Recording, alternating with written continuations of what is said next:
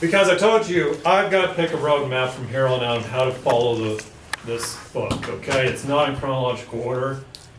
And so there's been many roadmaps made up, and I'll show you some next class time and stuff. But I'm kind of going off of some logic, and really I look at a lot of them and I kind of juxtapose them, put them side by side, and I say, okay, a good amount of them agree this is here, and this is here, and this is here, and this is kind of where they're different. But so I'm kind of using a pretty heavy consensus on how to kind of do this when I see a lot of agreement on things. So really, I think starting actually, we're going to be looking at Revelation 12, at least the first half of it, because of this. And it's dealing with Christmas. Now, if you ever read a commentation on it, they usually just they'll just make a very brief thing. Oh, this is Christmas, this is the nativity story, da da da, and then they move on. They don't get too bogged down in the details. They just kind of take it as, oh, this is all it is. Okay, let's move along now to get some other stuff. And they don't really look at what's happening in it. So let's talk about why is Christmas on December 25th. Okay. Well, there's actually 3 reasons why. In the 3rd century, the Roman Empire had not yet adopted Christianity. Prior to that, that was actually the date that they would celebrate the rebirth of the unconquered sun, the Sol Invictus, on that day. It was the day that they marked whenever basically the winter solstice would be ending, so you'd get more and more daylight throughout the day. You had this Roman festival, Saturnalia. People would have a feast and they would exchange gifts. It was also in Persia the birthday of the deity Mithra, the god of light. And there was actually a growing cult in Rome with this god as well. And so what had happened though is eventually the Emperor Constantine converted to Christianity very late in his life and established Christianity as the actual state religion. And so to counteract a lot of this, they kept thinking like, okay, well, we got to get people away from paganism and into this monotheistic religion now. And so a way of doing it is that they would actually, he then decreed that actually, well, guess what? This was the birth of the sun god. Well, let's now make it the birth of the Son of God. And that's what they began to implement it as. Interesting enough, though, the Roman Empire, of course, was beginning to split, was already splitting into the Byzantine Empire, the Eastern Empire, and the Western Empire close to this time. And in fact, your Eastern Orthodox churches actually don't celebrate Christmas even today on that. They celebrate on January 6th for certain reasons. So like your Eastern Orthodox, your Greek Orthodox, Armenian Orthodox, those types of churches today. But it actually really did not become an actual festival until about the 9th century. We all kind of looked at Easter as being the thing, but again, they were kind of like, hey, let's have something for the birth of of our God, the birth of Jesus. Let's have that type of thing, because again, all these other pagan religions had these type of celebrations. Well, let's try to have our own here for it. Now, the second reason is this as well. They kind of realized, hey, wait a minute, this doesn't really quite add up. You know, like, why are we just subbing it out like this? Well, in about the medieval period then, Christian historians set the date of Jesus' conception to be on March 25th. And that's because they actually had this way of thinking that actually the day you died was 9 months after the day you were conceived.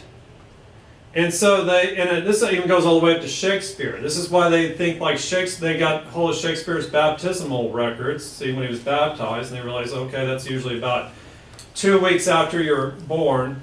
And so he must have died 9 months later. I mean, this is a real wacky medieval way of thinking. They just did it. So they said, well, Jesus died on March 25th of this year, they estimated. And so he must have, so you do the math, that ends up on December 25th. So that's how the medieval church started to explain it there. Well, you also had another group too that actually argued that, well, actually let's look at Scripture and let's try to reason it out through Scripture. Well, we know about the birth of John the Baptist and that coinciding with Jesus' birth, and how Zechariah had the the angel came to Zechariah while he was performing his priestly duties and told him of this. And of course, Elizabeth was pregnant with John, and we know there's so many months, and she goes visits Mary. Mary's been announced of her birth and so on. So they try to do the math here of this, and they basically say that they came up with like, well, this is Yom Kippur, the Jewish Day of Atonement, when Zechariah is performing this. They know the date of this. I mean, the Jews kept excellent records of when everything took place every single year. So they estimate based on that year. Then they go out to where John the Baptist was conceived at this time, and then they estimate. Of course, this is all based off a typical, exactly 9-month pregnancy. You understand? They're basing it off of it's a typical 9-month pregnancy, which we don't really even know from Scripture. We have no clue as to how many months or whatever Jesus was inside of Mary or any of that. So they're just basing it off of that type of idea, that if it was a typical 9-month pregnancy. So that's how they really come up with December 25th as a date. There's sort of 3 branches that kind of broke off, but they all kind of really came up with this idea. This is the date that we will have it on. And ever since then, we've kept to it. And don't even know, you go ask every pastor, you go ask every theologian, scholar, they will all be like, yeah, we know it's not. But hell's bells, don't you dare break our tradition. Can you imagine Joey getting up there and say, well, no, guys, we really know it's not on December 25th. We're not having a Christmas thing. We're not doing that.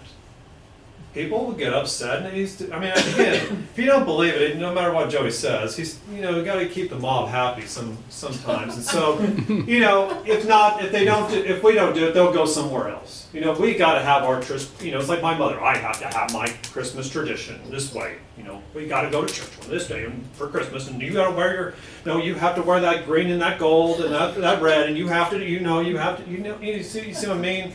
We cannot. Dude, we can't even give up if we start potlucks every Wednesday night, oh, hell's bells, we better have it every other Wednesday night after that. It's this type of mentality we just got to have, and we cannot stop. If Joey says, we're not doing, guys, you know what, really, this pumpkin thing, it's just such a big hassle. We need to come up with something else.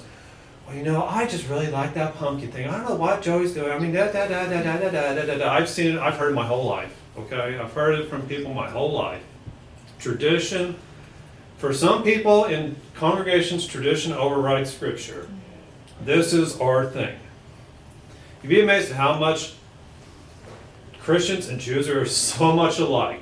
Keep to the tradition. Keep to the tradition. Tradition, tradition, tradition. So, that brings us actually to Revelation 12 tonight. Now for this, again, I want to remind you, this is not me on some loopy little idea here that I just conjured up myself. This is not me coming up with this. These are not quack people either. These are very highly respected scholars of high academia and scholarship. These are the people that you send Joey to go to seminary with. Okay, these are the teachers of these things. These are not, this is not some TBN cult people that are whatever. And so for this is actually a collection of about four books here by different authors here about, again, dealing with this stars and dealing with the astronomy of the Bible, with these things, with these stories, looking at the Jewish traditions, looking at the Jewish festivals, looking at what the actual Jewish writers said.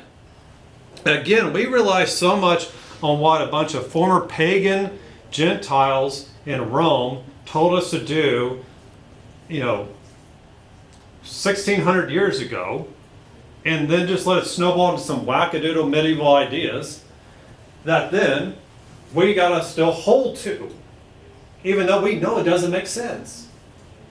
So they actually go back and they're like, well, let's actually look at what the Jews are actually talking about here. And again, we got to get in the mindset of Judaism. We got to get in the mindset of this time period in which John's writing. And to start with that, first off, we got to recognize this. The Jewish calendar is not the same as our calendar. It's not. They still keep to this today. they still have their calendar like this. What we use is a Gregorian calendar, okay? It came out of pagan Rome. July, named after Julius Caesar. August, Augustus Caesar. All these things like this, okay? So, but this is to kind of give you an idea here of what we're talking about here.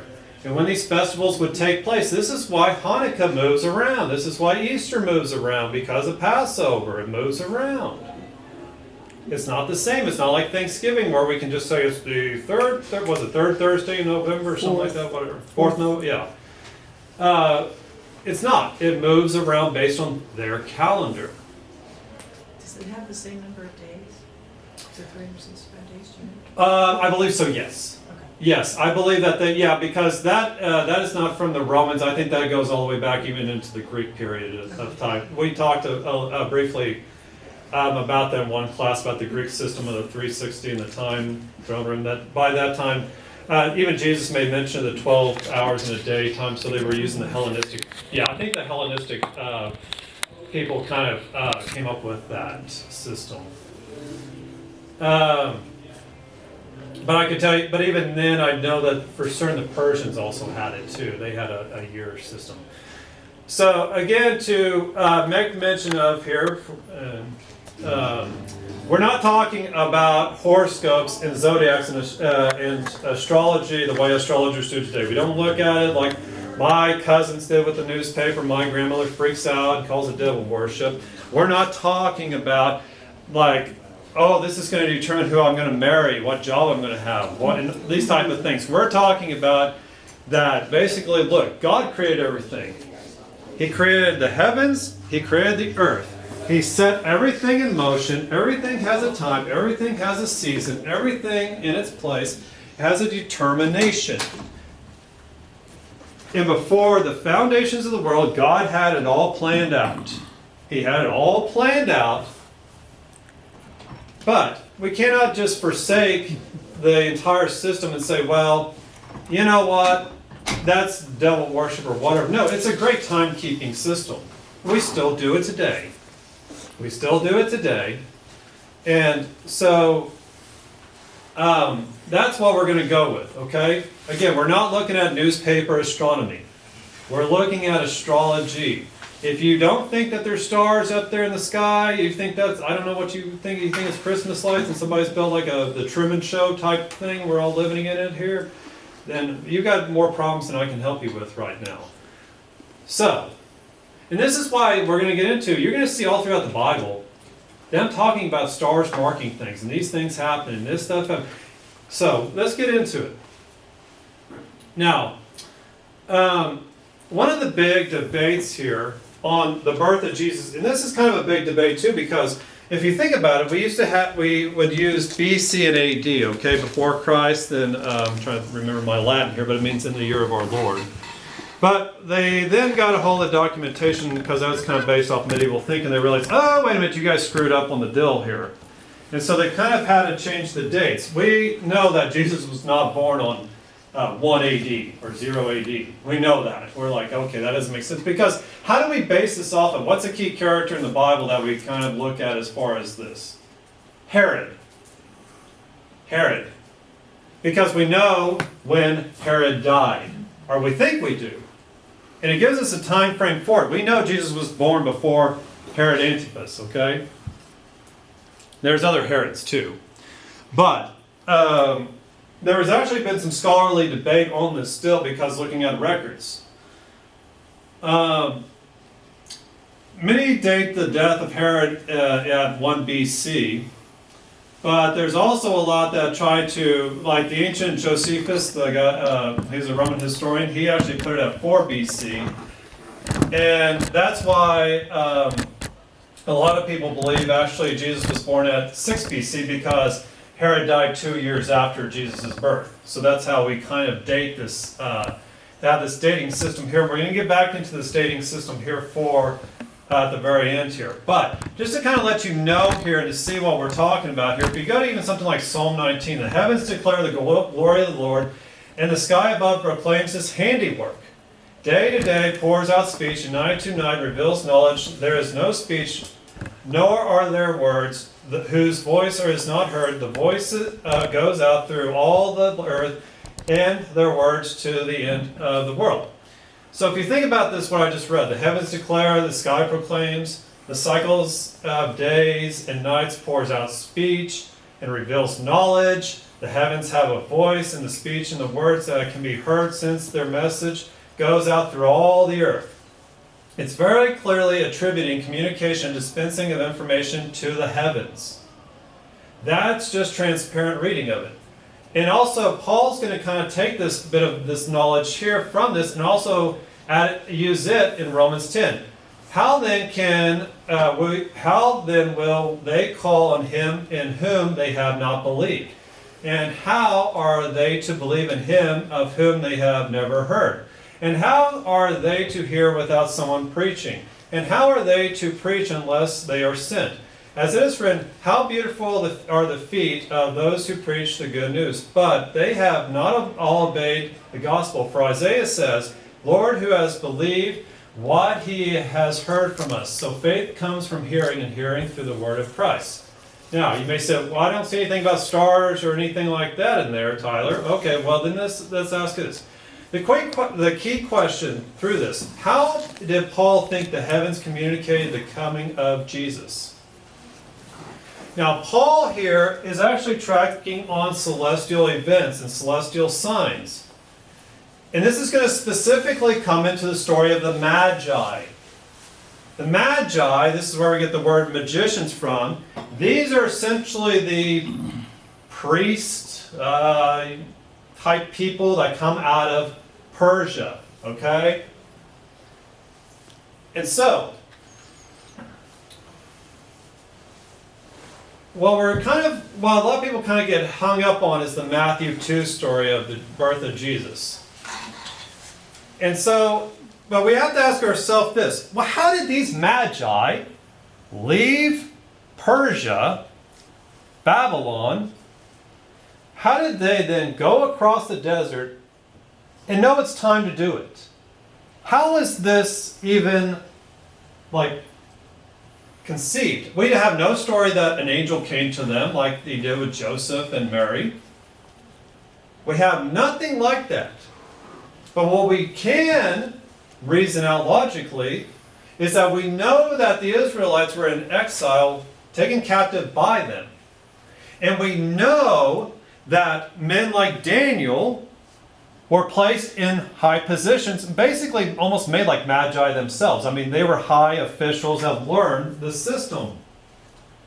And through their writings, they prophesied the coming of the Messiah, the coming of him. And they marked certain things as signs of this. And these magi, of course, would be studying all these writings. They would learn all these things. And their job was also to study the stars and the astronomy and look for these signs like this. So it's not unusual for God to know that how these pagans work. Okay, he knows before the foundations of the world, and he sets everything up for a purpose that it would show them this is now the sign of the coming king, so that they would know to set out on their journey. Now, I want to make one little note here too, that again, because we know this from the nativity story, they followed a star, right? Okay.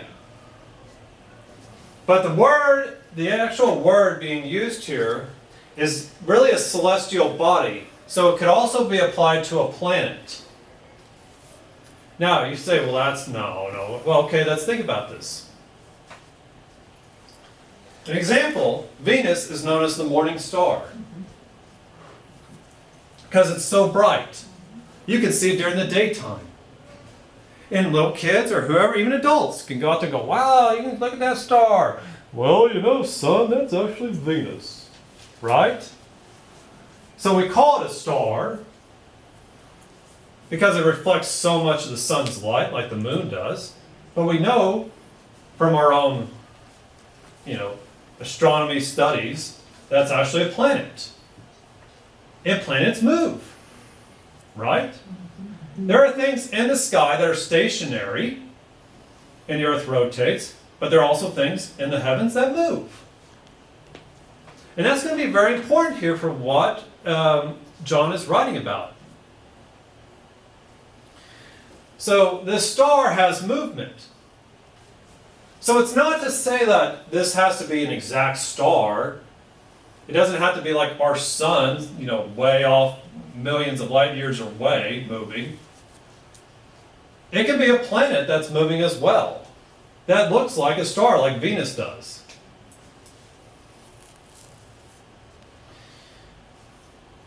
And so the Magi, they understood the bigger picture of this. They understood the astronomy of what's going on here. And they understood, of course, from all this, that this marks the birth of a divine king. All right?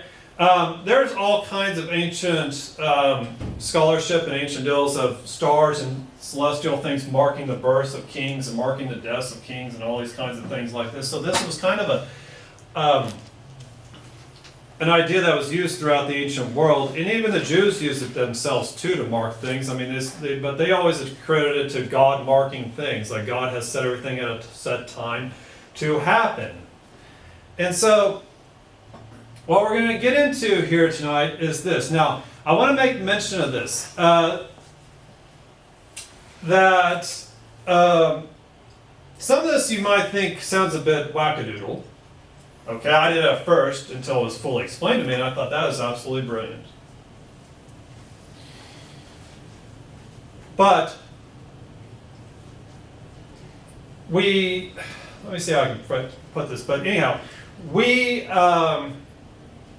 you're not going to see, let me put it this way. John has the luxury of Revelation being the last book, okay? So he has all this knowledge in front of him to look off of. All right? And just because Matthew or Luke don't just clearly point it out does not mean it's not true. Okay? Go to the Old Testament and ask Daniel, well, who's the Messiah? Well, he's going to be the Son of God. Yeah, but who is he? I want a name. You understand? They can't tell you. John can tell you because John has the luxury of having all this foreknowledge. He can tell you and he can point it out to you. And he's going to make very clear. And just because something's not mentioned in one book of the Bible doesn't mean it's false. It's not like every book of the Bible has to have the same exact information. Okay? Ruth doesn't. Esther doesn't. Do we just throw them out? No. So, we just can't simply say, well, why doesn't the Gospels exactly tell us the date? Why is it here in Revelation? Well, it just is. I mean, why does Daniel not just say, hey, it's going to be Jesus Christ, he's going to be born in Mary and Joseph, or in Bethlehem at this time? They just don't, okay? It's not so.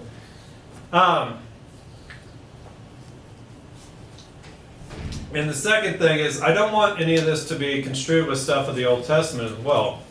Because people are like, well, okay, what evidence do you have of the Old Testament? Well, there's certain evidence, but it's very here it is. We know Bethlehem, we're told of Bethlehem, we're told of a virgin birth, we're told of lineage of David, we're told of these things, okay? But we're not exactly we're not privy to every single piece of information. It's prophecy, people, okay? It's prophecy. We're not, we're not going to get every single thing. We're not going to understand it till it's fully completed.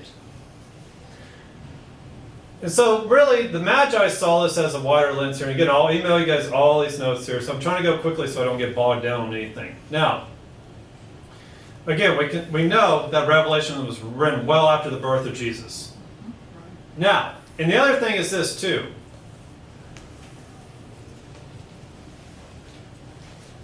Who is John? I mean, let's think logically. Who is John? John was a what? Yeah, well, even more than that. He's an apostle, right? Called by Jesus himself, right? Lee, do you know your wife's birthday? Yes. Jerry, do you know your wife's birthday? Do you know your best friend's birthday? No. Oh. That's your wife. Okay, everybody has a friend, right? Does everybody know their friend's birthday? Yes. Okay. John was the beloved disciple, right? He loves to brag about it. I'm the beloved disciple. Okay, well, anyhow.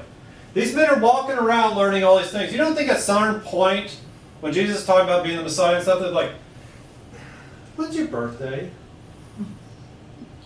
Right? Right? And let's not go thinking these people are stupid. Don't act like my students and be like, well, they don't have computers. That doesn't make them stupid people. Okay, if anything, that makes you, because guess what? They needed to know without a computer. They could build pyramids without computers.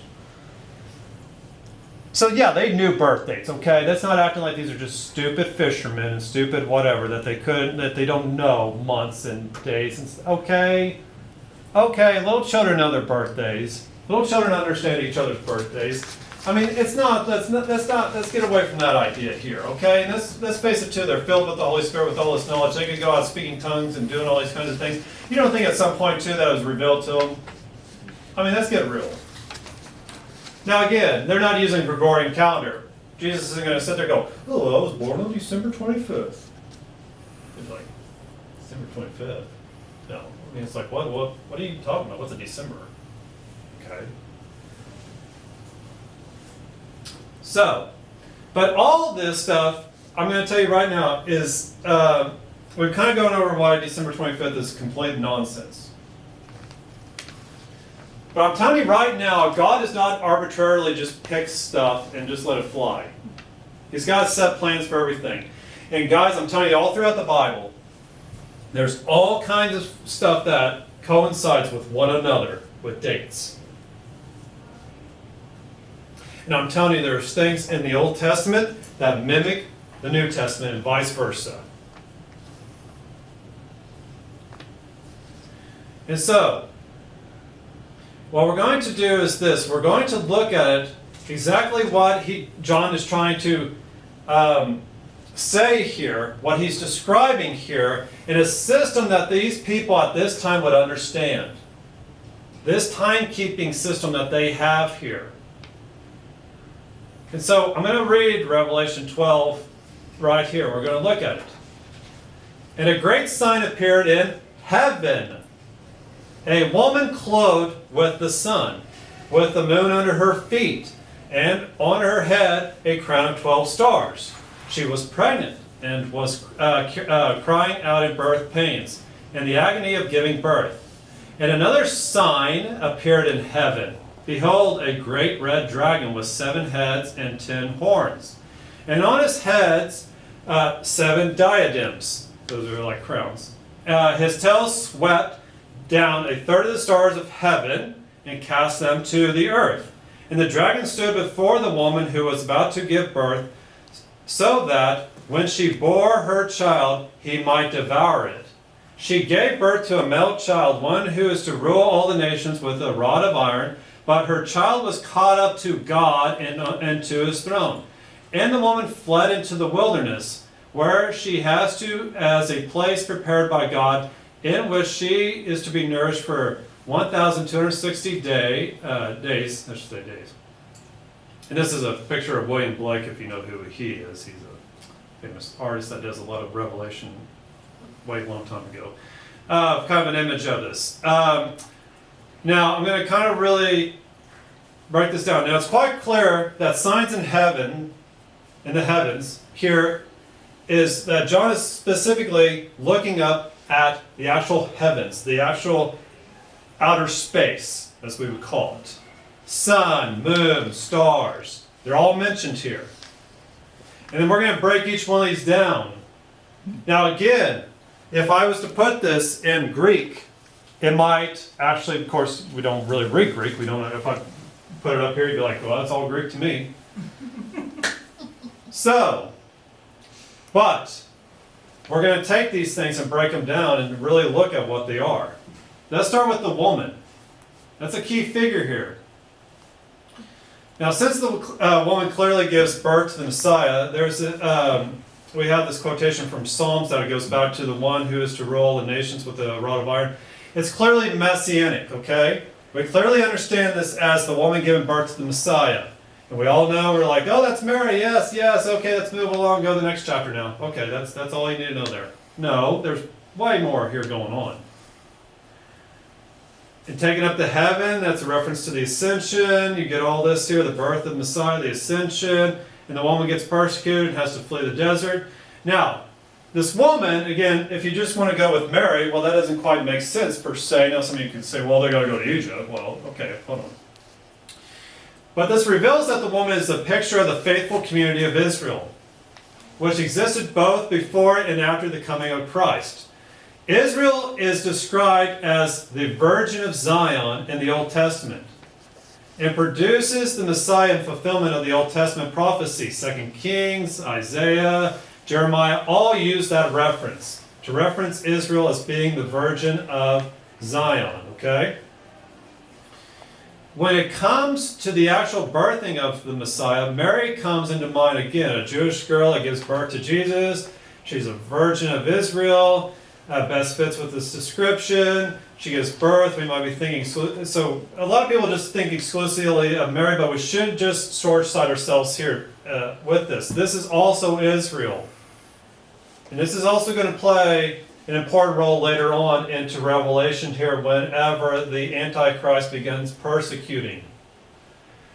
So the Virgin Israel is actually sort of a better paradigm here if we think about this, okay? We shouldn't just be short-sighted and think God is only using one illustration when he does things. Things represent other things as well throughout the Bible. Now, if we go back here and we look at certain things here, like verse 6, it's saturated with rich diversity in Old Testament Jewish and early Christian background. The woman flees from the dragon after the deliverance of her son. She flees so that the dragon will not annihilate her.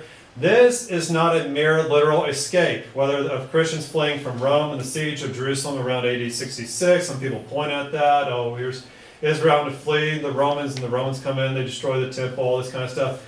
But we can also look at it as the further great tribulation period as well, okay? The woman representing believers in faith that later on will be persecuted and they will be hunted down. And we're going to get into this idea of the 7-year tribulation, the first 3.5 years and the second 3.5 years. If you add up the deals, it adds up to this total that's being mentioned here, so this type of thing, before Christ comes back. The woman is now on earth and is not in heaven because she represents the true people of God on earth. She escapes for protection. We're going to get into, again, all this later on here. The same pattern of flight is observable with Elijah and Moses. Okay, those two figures fled, or we can even say the two witnesses. Further in Revelation here, we'll get into those guys later, who they are, who symbolize the church in Revelation 11. Again, we haven't talked about Revelation 11, but we will. So there is some correlation to this with other books in Revelation we haven't got to yet. But we will get to those in our due time here. But again, the connection to the virginal Israel is important, okay? It helps us decipher, the signalage here helps us decipher to the Jews at the time of Jesus' birth. Again, stop thinking these people are the same as Okie Baptists today. They're not. They don't have the same calendar and the same things as we do. They don't. When the Greeks came in, they began also implementing Greek things as well. When they were captured and they were in bondage in Persia, they began to adopt their system as well. It's just part of the deal. Again, we're not talking about horoscopes, but we are talking about a great timekeeping device here. Now, if we look at this astronomically, if you actually take this word virgin and put it in the Greek, it's Virgo. And Virgo is a constellation. And also Virgo has 12 stars around her head. And if we look at it textually, the 12 stars are going to reference the 12 tribes of Israel. Again, don't short-sight God, okay? God said all these things in the heavens, okay? He knew what was going to happen way before he ever started this whole thing. And he knew how to make signs and symbols and how to show people things. And so this is kind of the rough outline here of it. I mean, I don't have better pictures. If we get enough time, I'm going to show you a video of one of the guys that he does a great presentation over this, much more detailed than I have here. So, we have Virgo in the night sky. And again, the Jews know this stuff, people. We know this stuff. They know it too. So the Apostle John saw the scene when the sun was clothing or adorning the woman, indicates that the position of the sun in the vision was located somewhere in the mid-body of the woman, okay? So we have this sun to this star thing that's radiating out from the middle of it, okay? And it was clothing her. So it can't be at her feet, it can't be at her head, it has to be like surrounding her like a piece of clothing. So, we have this star now, and again, guys, I'm telling you right now, all this stuff still happens today. Mid-body to her. Now, this is going to help us start narrowing down dates. So, it's in the region where the woman is pregnant. So it has to be sort of in the womb, stomach area right here. This still happens. This still happens throughout history. Between about 150 and 170 degrees along the elliptical. Again, if you don't remember astronomy class, that's okay. Things take a pathway, okay? They send this back Earth and all these things. So there's all these ellipticals, these pathways that stars and things follow, or planets follow, I should say, and so on. And so this occurs for about a 20-day period each year. Okay, go ask NASA. If you know an astronomer, go ask them. They can give you way more detail than I can on this, but that's it. So we know a 20-day period every single year this occurs on. Now, again, we also know, okay, again to this, that the virgin giving birth to the Messiah would, of course, have been viewed in quiet coherence by the Magi. Okay, they would read things. They got things like Isaiah 7:14. There from the they would be able to look at these things. Daniel himself, other writings as well, and they would be able to know what they are trying to do here, what they are trying to communicate. Again, Daniel knows this system of timekeeping. He was brought up in it. He was studied under it. He knows how to mark it. Okay, again, it's no longer. It's just like John talking to Hellenistic Greeks. Okay, let me talk Greek to you. Let me show you how you can understand. This is why we have 4 Gospels, people. They're writing to 4 different sects of people, okay? So the Jewish prophecy would not necessarily, these people would not be like, okay, I don't understand what you're talking about here. So like Mark, he's like, I'm just cutting that out, I'm going to get the straight story out. And again, this is from Isaiah. Therefore the Lord himself will give you a sign. Behold, the virgin shall conceive and bear a son, and you shall call his name Emmanuel. Well, again, if you're looking at this through the eyes of the Magi, they're looking at this too and saying, well, this is all astronomical things that you're writing about, right? Yes, it is. Then, if we look at it even closer, the 20-day window actually narrows to roughly a 90-minute period. And that's because of the moon's behavior around it, because we also have this moon. Remember, the moon is situated at her feet. Understand that? So now we got Virgo. We've got a sun thing in the middle. We've got the moon at the feet. Oh, yeah. And guys, this still happens today. It still happens today.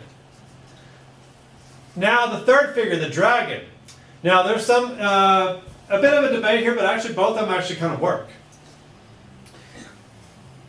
In the Near Eastern culture, the sea monster symbolized the war between good and evil, basically as chaos, but essentially we have this idea of this dragon coming up out of the sea, which is chaos. Now that's going to apply also later on to the Antichrist as well, but there's also in the constellation system too a figure that represents this as well. The color red locates it in the southern sky. And the fact that the dragon tail sweeps, and of course that's present tense, away a third of the stars, further points to another constellation we call it today like the Abyss. Okay, there's also some other names you might be more familiar with it. We know it's not Draco. That's another one. There's actually several kind of serpent ones, but that's actually found along the North Pole. What we actually have here is actually 2 good choices. One is Hydra. Okay, and this actually kind of would make somewhat sense because of the 7 heads and the 10 stars and all these types of things as well. and it lies close to Virgo. And so this is an image of it here, kind of a rough image of what that figure looks like. And again, its tail is sweeping down. So it would sweep across the stars. The other one too is also could be Scorpio, which actually in that time, in the ancient time, actually it was actually two. Today we have it as two constellations, but back then it was actually a single constellation, and it's actually located beside the woman, facing it.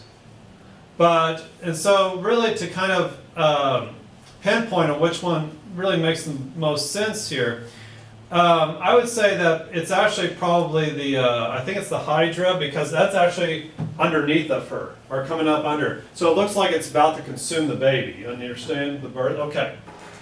So again, when they were looking at these things, they were seeing them, and they're like, okay, yeah, that's that. Again, if we were reading this in some Greek, you'd see these words being used there for it. Virgo and Scorpio, Hydra, and the third one is actually Leo, because, where's that at here? Yeah, here we go. We have, again, a constellation directly above the head of the Virgo. If we're looking at the sky like the Magi did, that constellation above the head of Virgo is Leo the lion. And the lion was a symbol associated with the tribe of Judah, from which the Messiah would come. And again, this goes all the way back to Genesis 49, 9 through 10, where Jacob blessed Judah and referred to him as the Leonin terms. That's the term of being like a lion. Lineage. Judah is a lion's cub. From the prey, my son, you have gone up. He stooped down. He crouched as a lion and as a lioness. Who dares rouse him? The scepter shall not depart. That's a sign of rulership. Scepter shall not depart from Judah, nor the ruler's staff from between his feet, until tribute comes to him, and to him shall be the obedience of the people. So this is where we actually get the term Lion of Judah from this passage here. And it's confirmed also here in Revelation 5, which we already looked at. And one of the elders said to me, Weep no more. Behold, the Lion of the tribe of Judah, the root of David, has conquered. Terms for the Messiah. And Leo was considered a royal constellation, since it was dominated by the star Regulus. And Regulus would have also been a picture of the circumstances of Revelation 12. So the star Regulus was known by astrologer as the King Star. So we have the King constellation, the star Regulus and Leo. The status of Regulus and Leo is important because on one of the possible dates of the Messianic birth came in conjunction with Jupiter. Again, we're seeing this planet, all these things line up. Now we've got the planet Jupiter being aligned above her. We have all these types of things that are all lining up here. Okay.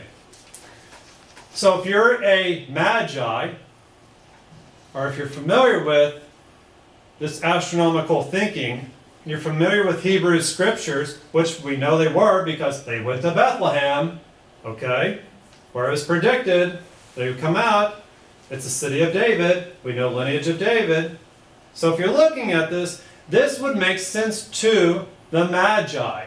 This is what they are doing. This is how they are coming. This is how we know it's the sign and how it's moving. We are following the star. It's moving. Here we go. If you're looking at the signs, you've got the Virgin with the 12 stars, the sun in her midst, the moon at her feet, the dragon. Then above that, you've got Leo, the lion. It's the symbol of the tribe of Judah. And within that constellation, you have Jupiter, the king planet, and Regulus, the king star, overlapping. They're conjoined at this moment. Remember, what we're talking about is a 90-minute window where all these things happen. So the combination of astrological sign produces a unique set of circumstances which can only be accounted for by one date that matters in the sweep of New Testament chronology. So from the time of whenever this period of when we know that Jesus the estimation of Jesus' birth, okay? Whether you want to take it as 6 BC or you want to take it whatever here, all the way up until, let's just say 40 AD, okay? When they try to guess about his death, okay? In this time period, when does this happen? Because it still happens today, people. It still happens today. There are dates too, and I'm telling you, for whatever reason, I mean, God's providence, these people have kept excellent records of all this astronomy things throughout history. Okay? And if I was a NASA scientist, I could explain to you much better. But they have it. And even throughout the medieval church, they had it. And we see this date, I don't want to surprise you. And this date, as we see, according to all of the signs taken together, and again, Martin has even more of this in his book on chapter 5, the day of the birth of Jesus, the birth of the Messiah, was September 11th, 3 BC. Now, some people get shocked in America today because September 11th, woo, where were you on that day, right? But it's going to make perfect sense here in a moment. If you think all this is quack stuff right here, then Tyler, he's up there talking about all that paganism stuff. Okay, then just hold on, Billy Bob. Reading Revelation 12 this way correlates precisely with the chronological testimony of Luke concerning the timing of the birth of John the Baptist and his father Zacharias' priestly duties at the temple, where the angel met him to announce John's birth. And really, the only primary objection to this date anybody has anymore, again, this is one of those secrets, I don't know why. I kind of can guess at why pastors don't get up there and tell this. But in seminaries, they know this. They're taught this. I don't know why some dirty little secret, some seminaries, they treat it like they're back in the medieval Roman Catholic days, that, hey, let's hide this from everybody, let's not let the mob know. Is the only thing that they argue about is the death of Herod. They're not arguing about this. These people that are teaching our pastors, or the people that become pastors, they're teaching this, they're doing this stuff, they're writing this thing, they're putting it out there. And the only thing that anybody can argue about is, wait a minute, well, I think Herod actually died on this date. It's between 2 years. The literary context of Revelation 12 is our relevance here. Immediately preceding Revelation 12, John describes the heavenly appearance of the temple and the Ark of the Covenant. Okay? So right before it here, I know we haven't gone to 11 here. Then God's temple in heaven was opened, and the Ark of his covenant was seen within his temple. There were flashes of lightning, rumbles, peals of thunder, an earthquake, and heavenly hell. The ark was the central symbol of God's presence with Israel. The birth of the child in Revelation 12 was John's way of saying that the presence of God had indeed returned to earth in the form of this child, the Messiah. We don't need the Ark of the Covenant. We already know where it is anyhow. Indiana Jones found it. It's in a government warehouse somewhere. But do you think the Jews think that they need it? Yeah, they sure do. They want to rebuild that. And we're going to get into that probably next class anyhow, too. We don't need the Ark of the Covenant. God's presence has already left it anyhow. We have the Holy Spirit. But the Jews don't believe in the Messiah. Well, I should say, unless you're Messianic Jews. But they think they need this. So the astronomical reconstruction of the circumstances of Revelation 12, 1 through 7 that produces a September 3 BC date for the birth of Jesus, for the birth of the Messiah, was also the beginning of the Jewish New Year. Rosh Hashanah, Tishri 1, the Day of Trumpets, the Feast of Trumpets. Tishri 1 was also the day that many of the ancient kings and rulers of Judah reckoned as their inauguration day. This procedure was followed consistently in the time of Solomon, Jeremiah, and Ezra. This was their inauguration day as kings of Judah. We can go back and we can see when this is lined up throughout, and they have all these dates of when these things line up. And that's why they go back and they say, well, it happened on 3 BC, and that's the day of the Feast of Trumpets. That's right. Rosh Hashanah. You go back and you look at whenever they did this for Solomon. You go back and you look at all these kings of Judah, and that is the date in which they would do their inauguration as the king. And who is Jesus? He is the King of the Jews. He is the King of Kings. He's the Lion of the tribe of Judah. And it makes way more sense than December 25th. And I'll tell you right now, God has set a date for every single thing. And He's picked times for every single thing. And don't go thinking God just like, okay, here's just one thing for this and that's it. No, no, no. There is, cycles and cycles, and He sets it. This is why they kept those festivals. That's why they had to keep them. As remembrances of these things. And things throughout the Old Testament and the New Testament happened on these dates. Jesus kept them Himself. He kept Passover. He kept the festivals.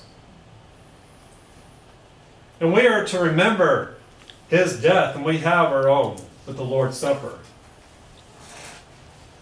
So it makes sense. It's not wackadoodle, X-Files, Twilight Zone type of thing here. This is not some offbeat thing to think about it. And to the Jews, this made sense. Well, yes, this is the date of our King's inauguration. This is when they take the throne. This is when it is. And if you want a little bit other kind of like a little eye-bulging thing with it too, it was also the Jewish tradition that held that the Day of Trumpets was the day that they commemorated the beginning of the world. The ancient Israelite, biblical, and Jewish calendar circumstances are like our own in that multiple calendars are in play. We use more than one calendar in modern Western civilization.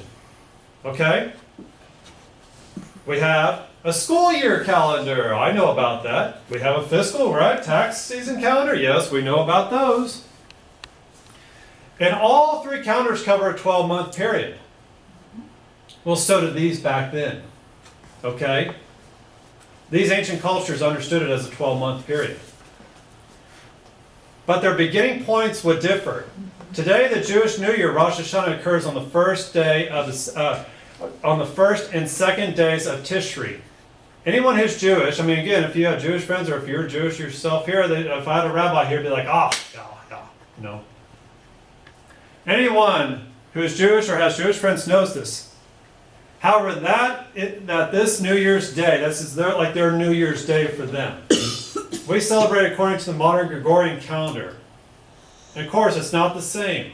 Jewish Rosh Hashanah occurs in the fall season, somewhere in September or October.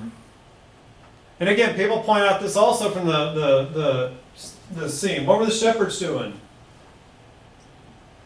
They were tending sheep.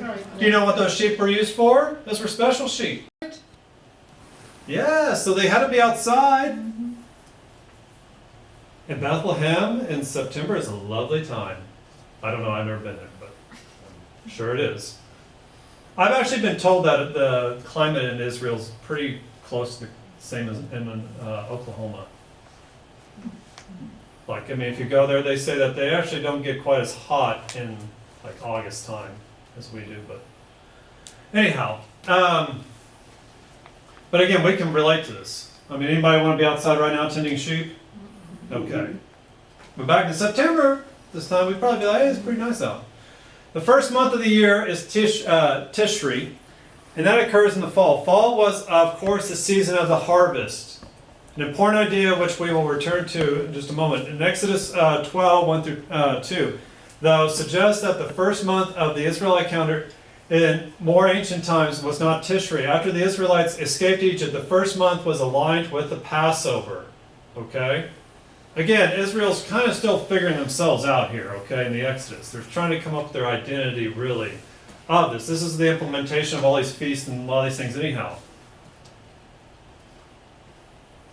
But the calendar of Exodus 12 detached the first season of the calendar from the agricultural harvest.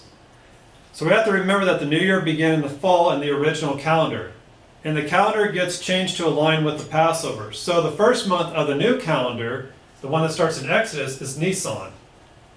You have that also as a reference in Esther as well. Of these two calendars, the agricultural calendar, that the Tishri as the first month is the oldest, predating Exodus. The biblical text contains hints of the oldest calendar in certain passages that describe the ending of the year. Whereas Tishri marked the fall season, the end of the year was marked by the feast of ingathering, fall harvest and gathering. There are different things, but the important point for our purposes was that the most ancient Israel calendar began with Tishri, which fell in the fall season with the harvest after the rains had produced the fall crop. This month was considered a memorial of creation. Why? The answer is simple. Genesis has Adam and Eve placed in a lush garden. Eden. Because of the availability of food for Adam and Eve, the creation must have begun in the harvest season. This is how the Jews reason this tradition. This is how they come up with it. So the earliest Hebrew calendar began the year of the harvest in the harvest season. Hence, the first month, Tishri, fell in the harvest season. This logic produced the idea that Israelite New Year signaled a renewal of creation. If you want another little bit of a deal, let's throw Noah in here. From Genesis 7. Noah was 600 years old when the flood of the waters came. Wouldn't you like to be that old? Upon the earth.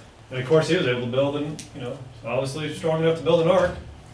And Noah and his sons and his wife and his sons' wives with him went into the ark and escaped the flood water and waters of the flood. Clean animals. Oh, I had a mistype. Oh, no, that's 8. I'm sorry. I just didn't put a space. And the animals that are not clean, and birds and everything that creeps on the ground, two, male and female, went into the ark with Noah and God. And God commanded, we know the story. And after 7 days, the waters of the flood came upon the earth. In the 600th year of Noah's life, and in the second month, on the 7th day of the month, on that day, all the fountains of the deep, great deep burst forth, and the windows of the heavens were opened. In the 601st year, in the first month, the first day of the month, the waters were dried off the earth. And Noah removed the covering of the ark, and look, and behold, the face of the ground was dry. In the second month, on the 27th day of the month, the earth had dried out, and then God said, no, go out from the ark, you and your wife and your sons and your sons and your sons from the ark. The math here is pretty transparent. Barely over, now guys, okay, don't be like my students. Don't go thinking that they just spent 40 days in the ark and that was it. No. That was just 40 days of the rain. The earth bursting up, waters from underneath, and the firmament falling down. The math here is pretty transparent. Barely over a year after the flood began, Noah and his family left the ark in the second month of the year. Noah had turned 601 by the time he had left the ark. But if you notice the dates there, why is this noteworthy? Well, because Jewish tradition took this chronology to mean that Noah's birthday was Tishri 1, the first month. If you've been taught this as a Jew, and you're tracking with all the rest of the stuff that we've been talking about, this would be the same day as the birth of the Messiah, Jesus. So to many Jews, they would have believed that the Messiah and Noah shared a birthday. If we take Revelation 12 as indicating the celestial signs present at his birth, then the Messiah born on Tishri 1 would inevitably have created mental and theological associations between Noah and Jesus. Again, it's a renewal of life we're seeing here. A remnant.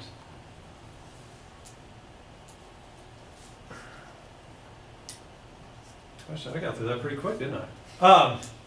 But that's good. It gives us time for this. Does anybody have any questions so far? I mean, I know this is kind of like, you tell people, it's be gone, Satan. But no.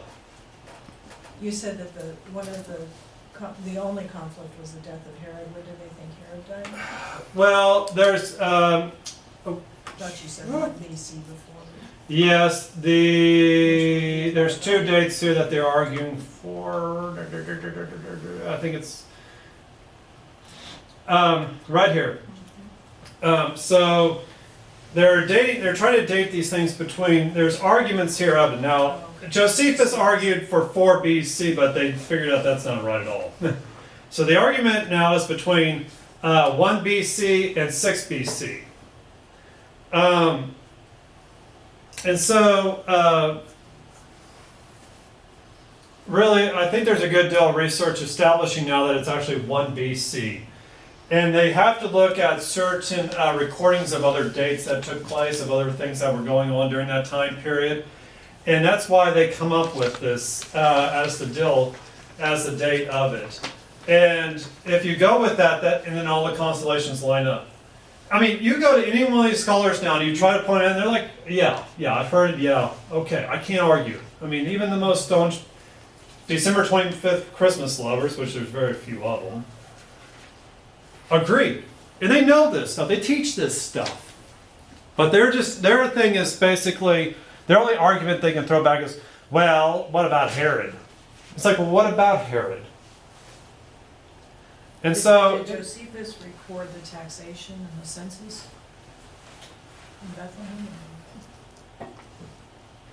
that I don't know of. I mean, the census, I believe the census under Caesar Augustus took many years. Oh, okay, I mean, yeah, you gotta imagine you having to get this communication out to the people yeah. and having, I'd have to do some little bit more research on that to know exactly probably when they kind of came up with That makes that. a lot of sense, Yeah, I'd have to do some more research on exactly whenever they could accumulate the census data, because, I mean, well, look at our own government, you know? Yeah.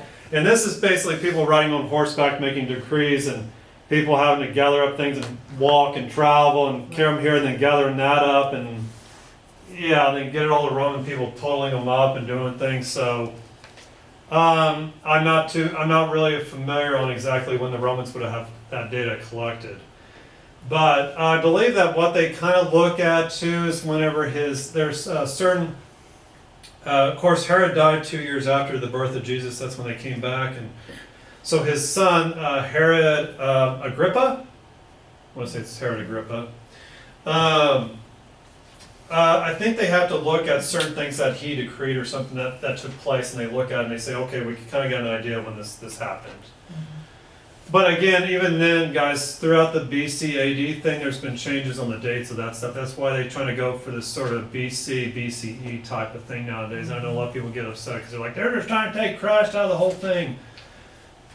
I know then we got church people who are like, oh, no, this is before Christ. What do they say? Before Christ. Well, they try to use as the E, some cute thing like Joey and them do. It's like, okay, that's cute, Joey. Yeah, but it means like the Common Era and before the Common Era and Common Era. But anyhow, they even agree that the thinking this stuff has been a bit not so accurate. So really, again, guys, it's one of these things again of what are we talking about? I mean, your argument really is this: it matches up with the festivals, it matches up with all this data and things too, and it matches up with the calendar system. It matches up with other Old Testament. Guys, I didn't think I was going to get through it this fast, so I kind of cut some stuff off here. But again, if you really want to know, and I'm going to show you a video here. One of the people's here, one of the scholars from one of these books, he's actually doing a presentation over it. It's not that long, but again, these books here have a lot of this information in it too. I mean, so there's.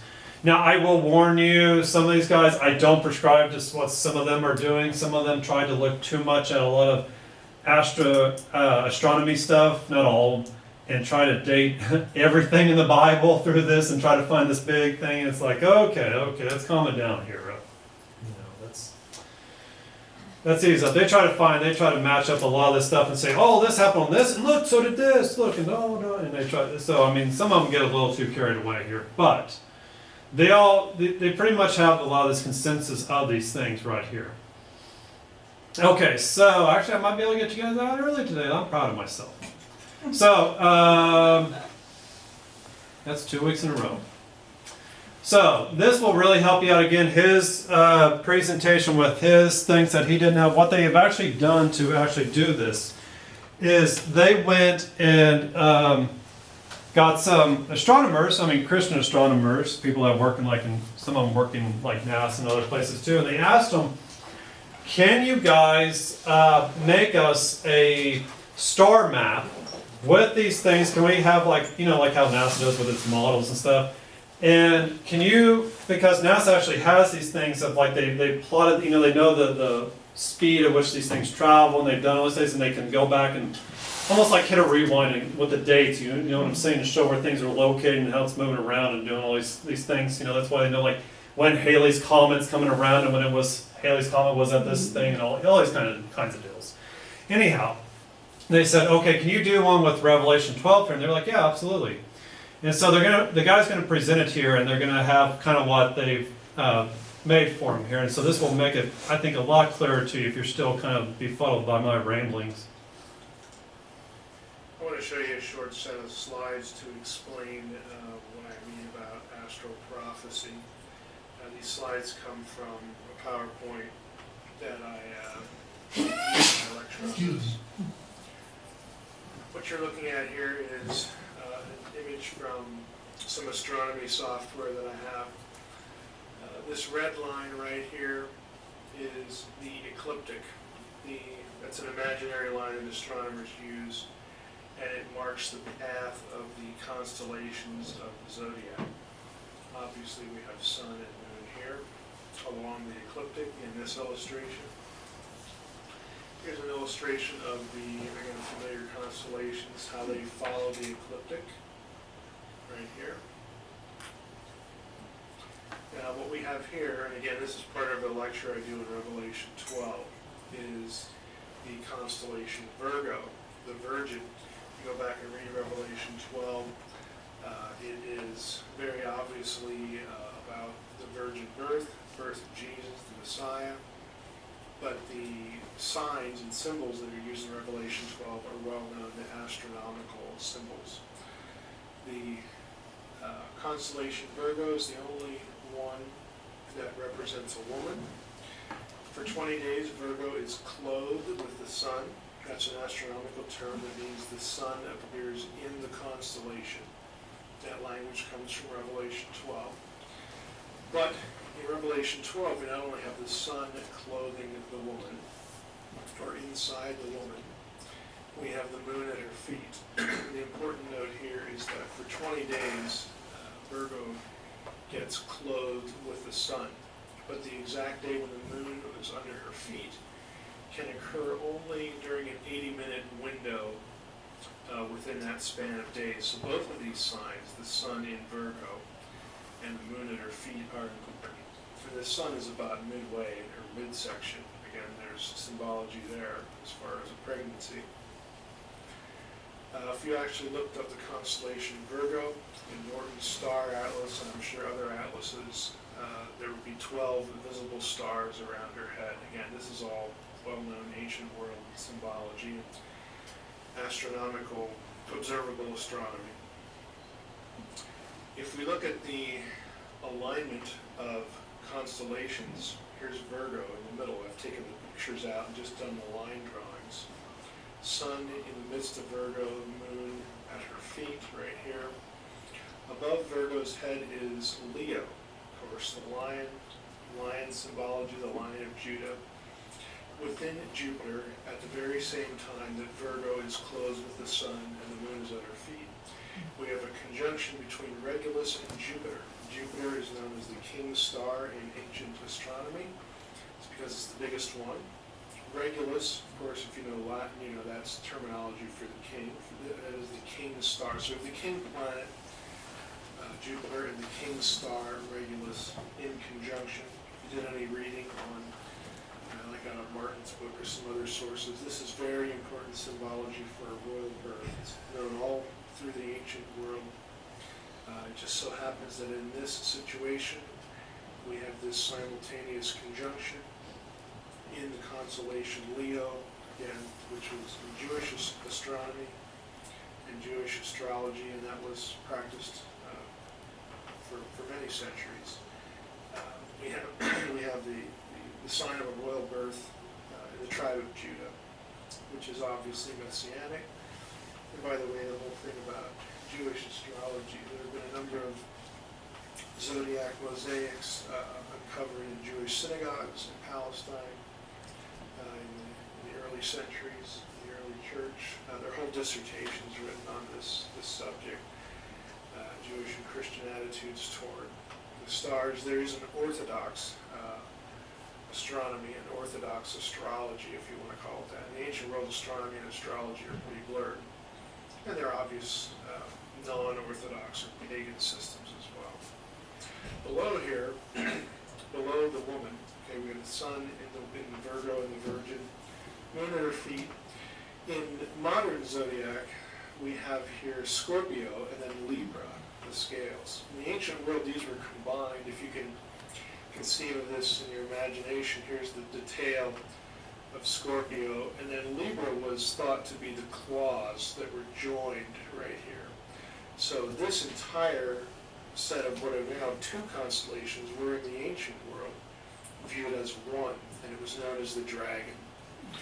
Again, that's right out of Revelation 12.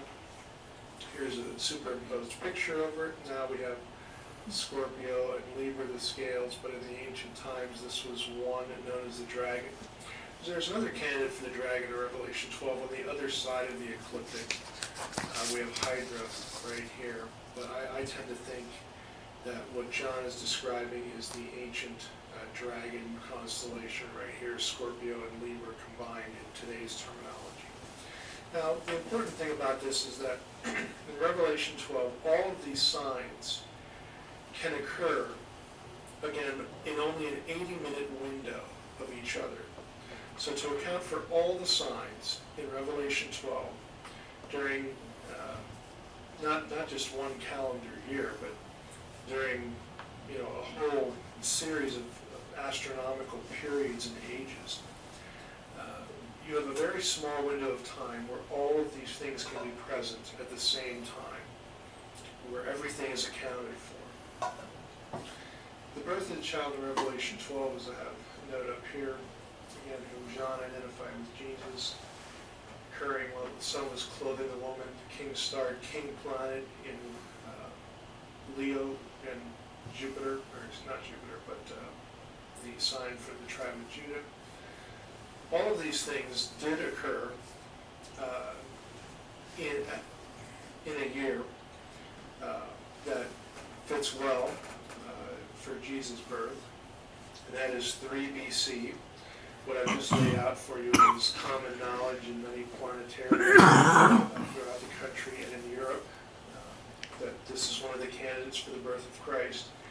It's the only birth year that accounts for all of these symbols. So if you read in the academic literature about candidates for the birth of Christ, they range anywhere from 2 BC to 6 BC. But none of the scholarly literature that I've seen considers Revelation 12, and I think that's the missing element. The real sort of interesting thing about 3 BCs is, since this concatenation of signs can only occur in an 80-minute window, we know exactly the date of the birth of the Messiah in 3 BC, and that date is September 11th, which, again, this kind of spooks people. September 11th, 3 BC is the only time, the only day, for many, many, many centuries, that you could have all of these signs come together. This date as well, if you notice this note, also corresponded at the time to Rosh Hashanah, Tishri 1, New Year's Day for the Jews, which was also the Day of Trumpets. This was the day that many of the ancient kings and rulers of Judah reckoned as their inauguration day of rule. That procedure was followed consistently in the time of Solomon, Jeremiah, and Ezra.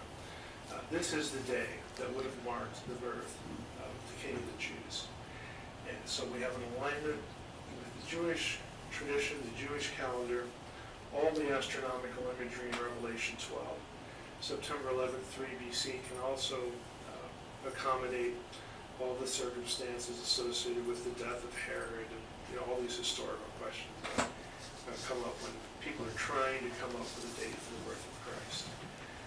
And again, you won't find this in a lot of the scholarly literature, because they aren't considering Revelation 12. They're using Matthew 2 with, you know, the wandering star. What that was, it was the conjunction of Jupiter and Regulus. Jupiter has retrograde motion. It appears to move in the sky. This is all well known in the literature. That much they do cover. But the missing link here is the Revelation 12, taking that seriously as astral prophecy.